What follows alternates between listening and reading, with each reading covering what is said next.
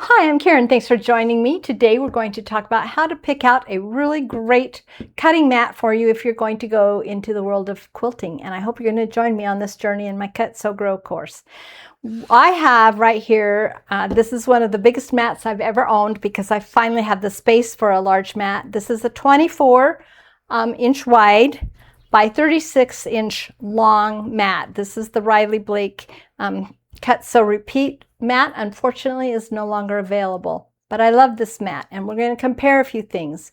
The reason I like this mat, and self-healing mats, when you cut into them, the material goes back together. I believe they're made out of PVC and they go back together so you don't get major grooves unless you always cut in the same place. I've seen people who use their mats for measuring and cutting both, and they do get lines in those specific, whatever the increments are supposed to be, like 18 inches is a really big one. So just keep that in mind, that I will teach you how to use your rotary cutter, your mat, and your rulers, but we'll use the rulers for measuring and the mats for cutting. The only time I use all of the space on the mat, and I mean all of it, is if I'm cutting quilt backings or something big and I need that extra space.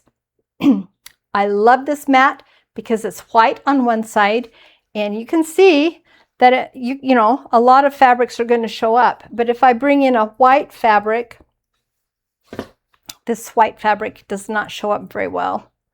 And that makes it really hard to cut. And especially if I bring in a ruler, then I really have a hard time finding the edge of my fabric along the lines. So I like this mat because it comes in two colors.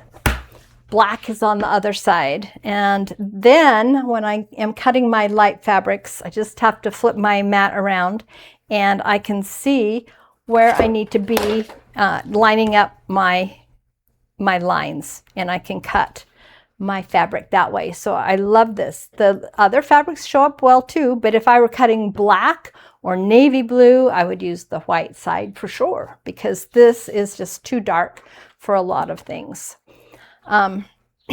When you pick your mat, and there's a lot of brands out there, there's Fiskars, there's Omni, there's a lot of fabric designers that have their own mats with their name on it and in their favorite colors. I think Tulip Pinks is pink. You kind of get the idea. There are just some fun things, but keep in mind, you want to be able to see your lines. Not all mats have as many lines as this Riley Blake mat has. This one has the 1/8 inch marks all the way around the edge, but it also has the 1/4 inch in between each solid line. And the larger dotted line is your 1/2 inch mark. So if you did need to use your mat for measuring, you have a lot of choices on it. The only thing this does not have is the diagonal. It has none of the angles, the 40, the 60, the 50-degree angles that a lot of our other mats have. Some mats only have those things right in the middle of them, but you need to shop and look at what is going to work for you and what your eyes can see and what will help you. They also have rotating mats, and I love my rotating mat. I did not run out and buy one right at the beginning, and I'm not saying that everybody needs to have one right at the start, but this helps so much with your trimming and with arranging certain things. I do a lot of my flying geese and half square triangle trimming on this mat right here, and it makes it so easy and so convenient because everything I need is right here. I can keep my ruler down and just spin the mat and then cut and spin the mat and cut. So keep in mind what you're looking for, what your purpose is. Don't forget to make sure you've got a mat big enough for your space, but not too small that you can't actually cut fabric on it, because there are some mats that are too small to do actual cuts to get your squares done. So you need a bigger mat. I think the smallest I would go, if I could, would be 18 by 24 inches, if I had the space for that.